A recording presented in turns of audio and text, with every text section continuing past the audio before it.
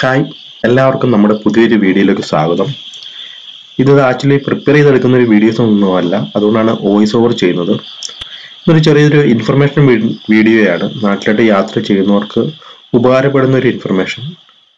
ഞാൻ ആക്ച്വലി ഇന്ന് കുവൈറ്റിൽ നിന്ന് നാട്ടിലോട്ട് യാത്ര ചെയ്യുകയാണ്, കൊച്ചി ഇന്റർനാഷണൽ എയർപോർട്ടിലോട്ട്. ഇപ്പോൾ നമ്മുടെ ഇന്ത്യ ഗവൺമെന്റിന്റെ പുതിയ നിയമം അനുസരിച്ച് നമ്മൾ ഇന്ത്യയിൽ ഫൈനൽ വാക്സിനേഷൻ എടുത്തവരാണെങ്കിൽ നമുക്ക് വിത്തൗട്ട് PCR നമുക്ക് ട്രാവൽ ചെയ്യാൻ പറ്റും.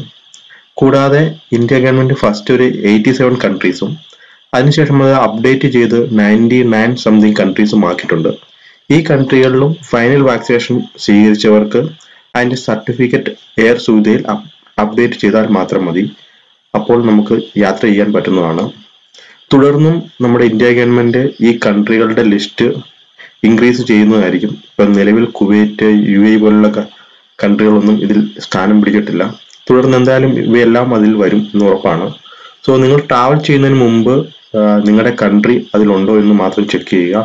ഉണ്ടെങ്കിൽ നിങ്ങൾക്ക് ധൈര്യമായിട്ട് PCR എടുക്കാതെ ട്രാവൽ ചെയ്യാൻ പറ്റുന്നതാണ്. ഇൻ കേസ് നിങ്ങൾക്ക് എന്തെങ്കിലും ഡൗട്ട് ഉണ്ടെങ്കിൽ നിങ്ങളുടെ എയർലൈൻസിൽ ഒരു മെയിൽ അയച്ചാൽ അവർ അതിന് ക്ലിയറൻസ് തരുന്നതായിരിക്കും. സോ നമ്മൾ വെറുതെ PCR എടുത്തിനി സമയം കളയേണ്ട ആവശ്യമില്ല. എല്ലായിടത്തും എല്ലാം ഓപ്പൺ ആണ്. കൂടാതെ കൊച്ചിയിൽ എങ്ങനെയാണെന്ന് എല്ലാവർക്കും ഒരു ഇതുണ്ടായിരിക്കും.